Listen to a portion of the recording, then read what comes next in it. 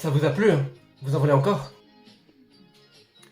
Bonjour à tous et bienvenue dans cette nouvelle vidéo où pour la deuxième fois sur ma chaîne, eh oui, ce n'est que ma deuxième vidéo, on va parler de vieilles figurines peu communes et trop peu connues à mon goût. Psst, dans la première on a parlé de ceci, donc si tu l'as pas encore vu, je t'invite à aller la voir, ça vaut le coup.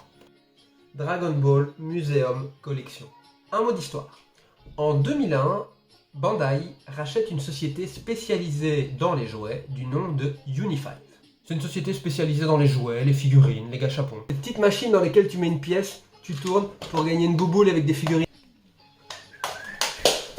Sous cette marque, on a eu droit à du Mazinger, Goldorak pour les francophones, à du Senseiya, les Chevaliers du Zodiaque pour les francophones, à du Dragon Ball pour les francophones, à plein d'autres licences bien sympas.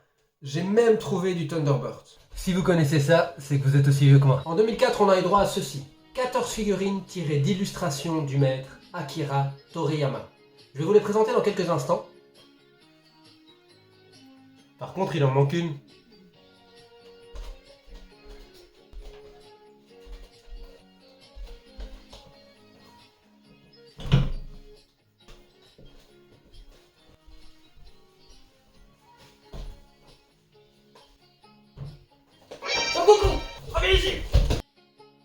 Pour terminer cet interlude historique, sachez qu'en 2006, l'histoire s'arrête puisque Uni5 va passer sous le joug de la marque Banpresto qu'on connaît tous aujourd'hui. Je ne vais pas vous déballer les 14 figurines en live sur la vidéo, ça prendrait clairement beaucoup trop de temps, mais ce que je vous propose, c'est qu'on s'intéresse à tout ce qu'il y a à savoir sur la gamme.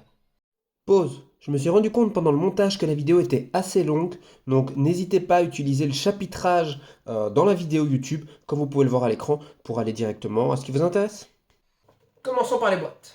Ah, Dragon Ball Museum Collection, licence Dragon Ball Uni5, on en a parlé. On a droit à chaque fois à une fenêtre en plastique permettant de voir la figurine au travers. Sur la tranche, la figurine vue de côté et une illustration de Shenron, le top de Photoshop en 2004.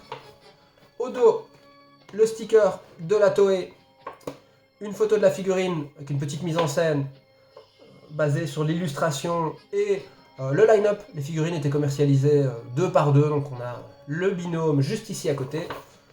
Sur l'autre tranche, la figurine vue de l'autre côté.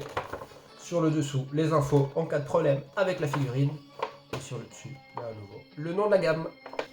Ça s'ouvre assez facilement. Hop, on sort le plastique rigide. Et puis, les figurines sont bien protégées.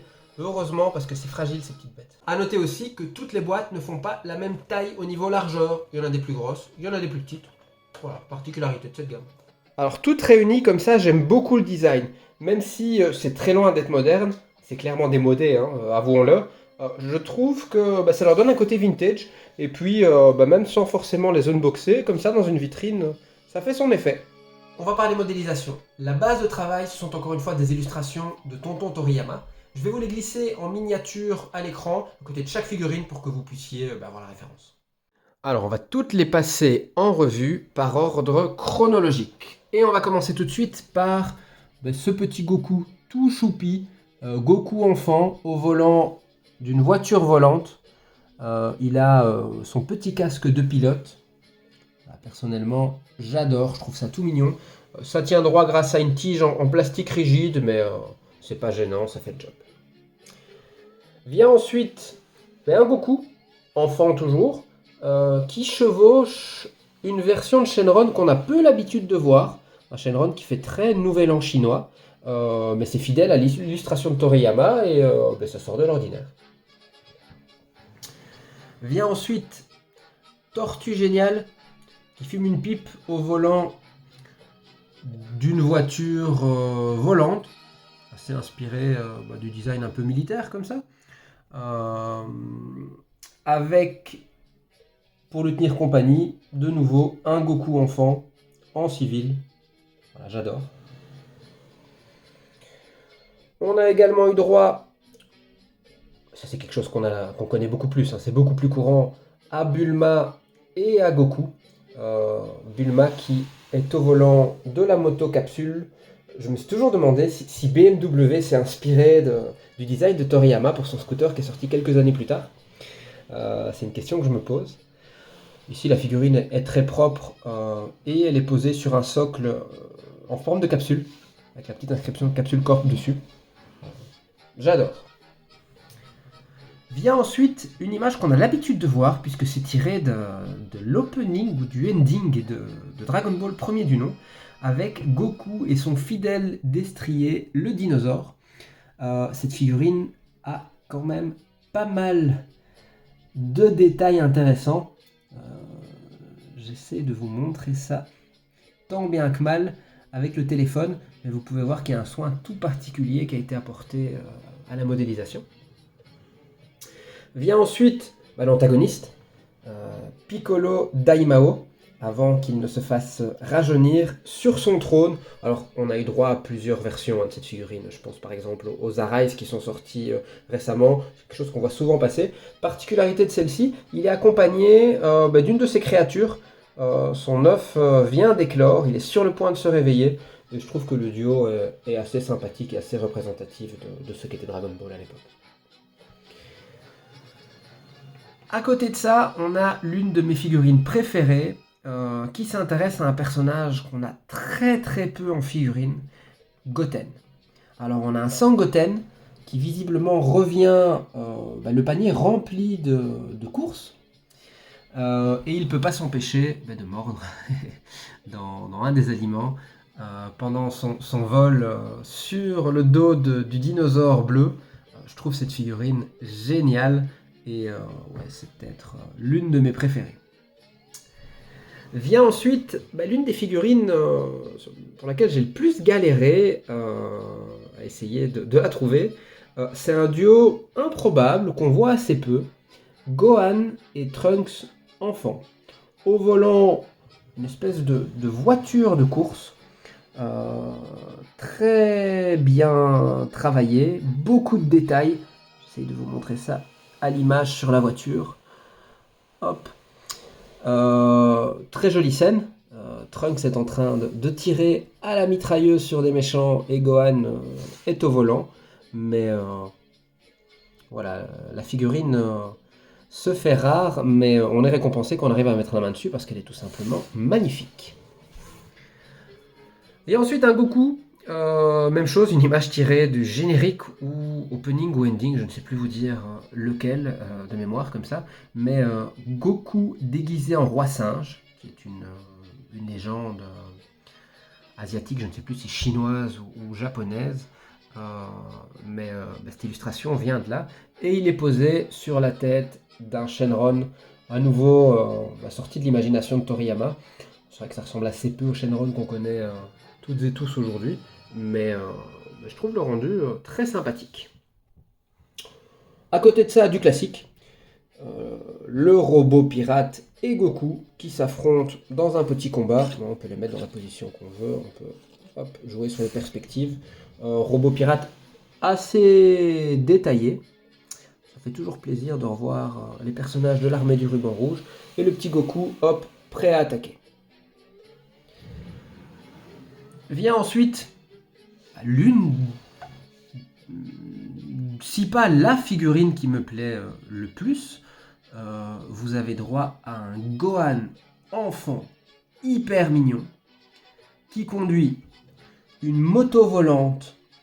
On est clairement de nouveau sur le thème des véhicules de Toriyama, cher à mon cœur. Et il est accompagné de son ami le dinosaure. Vous savez que Gohan adore les animaux. Son ami le dinosaure qui visiblement s'est fait mal à la papate. Donc il y a un bandage et ils vont chasser des papillons. On peut voir qu'il y a un petit filet là sur la moto. J'adore et clairement on est loin de toutes les figurines habituelles aux gros muscles pleines de veinasses qui s'apprêtent à se foutre sur la gueule. Vient ensuite de nouveau quelque chose qu'on a l'habitude de voir, mais qui a été assez peu traité sous cet aspect. La time machine de Trunks que Cell a utilisée pour voyager dans le temps. La figurine vient en plusieurs parties. Vous avez d'abord le sel première forme qui vient se poser sur la Time Machine. Vous avez ensuite la Time Machine en elle-même avec les dommages que celle a fait pour pouvoir s'extirper. Et puis la mousse. La mousse qui, au fil du temps, est venue recouvrir la carlingue de la machine que Bulma a créée. Très très beau rendu. Je trouve que l'effet mousse est bien présent. Et c'est accompagné de quoi? De la coquille dans laquelle celle a voyagé et du cocon duquel il est sorti une fois arrivé dans la bonne timeline. Très sympa comme petit diorama, si on peut appeler ça comme ça. Vient ensuite Porunga. Porunga qui vient d'être invoqué par Dundee. On a droit à un tout petit Dundee qui a l'air minuscule à côté du Porunga. Oui, vous pouvez remarquer que les tiges qui soutiennent Porunga ont été remplacées. C'est du bambou fait sur mesure, c'est plus les tiges en plastique. Mais Porunga était beaucoup trop lourd pour les toutes petites tiges en plastique proposées il y a 20 ans. Donc sur beaucoup de modèles, dont le mien, ça n'a malheureusement pas tenu le coup. Mais très jolie figurine au passage. Et puis enfin la dernière, à nouveau, elle rentre dans mon top 3, l'une de mes préférées. Shenron et Goku. Goku en tenue hivernale. Hop. Qui s'apprête à faire un vœu sur un nuage magique bleu. Ça aussi c'est original, c'est tiré de l'illustration de Toriyama. Un Shenron hyper bien soigné. J'espère que vous pouvez voir les détails à l'image. Qui tient une boule de cristal entre ses mains. Et donc, pour une figurine de si petite taille, voir autant de détails, c'est tout simplement magnifique.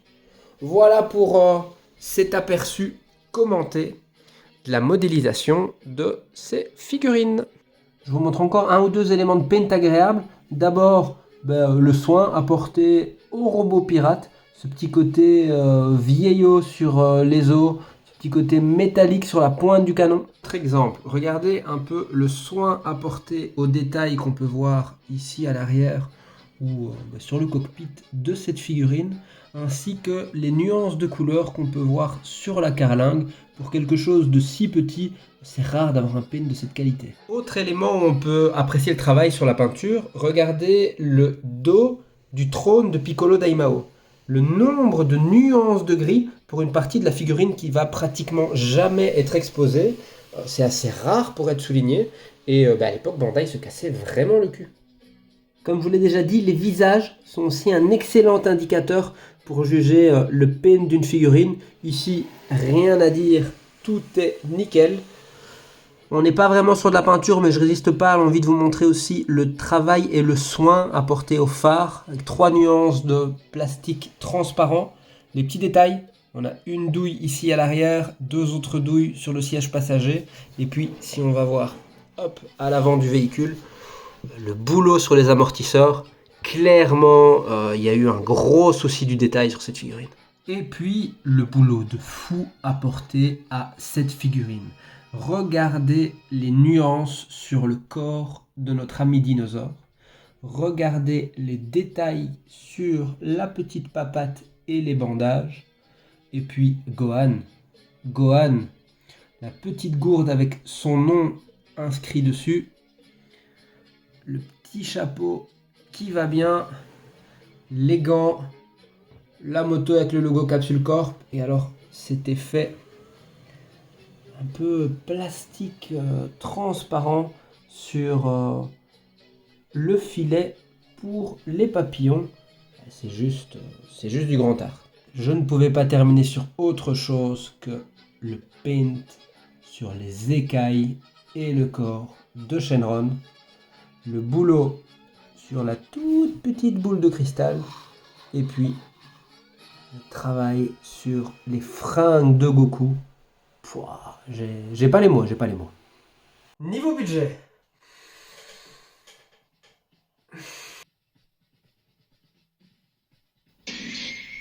J'ai fait quelques recherches, il semblerait que ce soit sorti aux alentours des 40 000 yens à l'époque. Aujourd'hui, certaines se trouvent encore à prix relativement accessible, d'autres piquent un peu. Je vous mets quelques cotes là à l'écran pour que vous puissiez vous faire une idée. Rien de bien méchant à première vue, on a déjà vu plus élevé, mais je vous rappelle qu'on parle de 14 de figurines et que au final, ça fait quand même un sacré budget. Question. Est-ce que ça les vaut? Chacun se fera son avis sur la question. Bilan. Je les aime. Voilà. Au-delà de la qualité qui est indéniable, les 3 éléments que j'apprécie dans ces figurines, c'est le côté vintage, la rareté, et puis la difficulté à mettre la main dessus. C'est un peu comme essayer de capturer tous les Pokémon dans les vieux jeux. Pokéball Go! Attrapez-les tous!